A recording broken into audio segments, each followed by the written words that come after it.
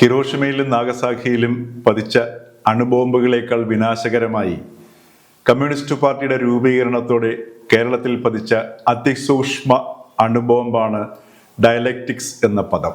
അണുബോംബ് വർഷത്തിന് ശേഷം വെറും 25 വർഷമേ വേണ്ടി വന്നുള്ളൂ ജപ്പാന് ഒരു ലോക സാമ്പത്തിക ശക്തിയായി ഉയർത്തെഴുന്നേൽക്കാൻ.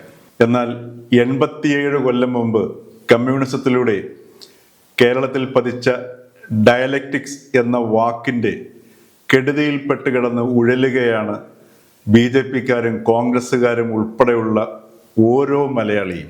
പ്രപഞ്ചബോധത്തെക്കുറിച്ചിട്ടുള്ള തികഞ്ഞ അജ്ഞതയിൽ നിന്നാണ് ഡയലക്റ്റിക്സിന് വൈരുദ്ധ്യാത്മികം എന്ന വിവർത്തനം സംഭവിച്ചത്. അതേസമയം ഭാരതത്തിൽ രാവിലെ ഉണർന്നെഴുന്നേറ്റ് രാത്രിയിൽ ഉറങ്ങാൻ കിടക്കുന്നതിനും വരെയുള്ള ഓരോ ചലനവും ഓരോ വാക്കും ഡയലക്റ്റിക്സ് എന്ന സമന്വയത്തിൻ്റെ പ്രയോഗം മാത്രം. ഡയലക്റ്റിക്സിന്റെ പ്രയോഗം അധപ്പതിച്ച് ജീർണതയിൽ മുങ്ങിത്താണപ്പോൾ നടത്തിയ പുനരുദ്ധാരണ പ്രക്രിയയാണ് നവോത്ഥാനത്തിന് തുടക്കം കുറിച്ചുകൊണ്ട് ശ്രീനാരായണ ഗുരു അരുവിപ്പുറത്ത് നടത്തിയ ശിവപ്രതിഷ്ഠ.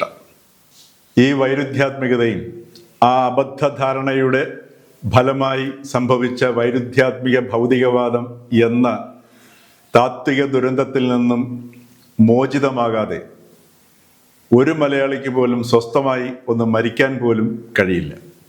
പിന്നെയല്ലേ ജീവിതത്തിൻ്റെ കാര്യം. അപ്പോൾ ജീവിതത്തിൻ്റെ കാര്യം പ്രത്യേകിച്ച് പറയേണ്ടതില്ല. അതാണിന്ന് ഓരോ മലയാളിയും കടന്നു പോകുന്ന അവസ്ഥ.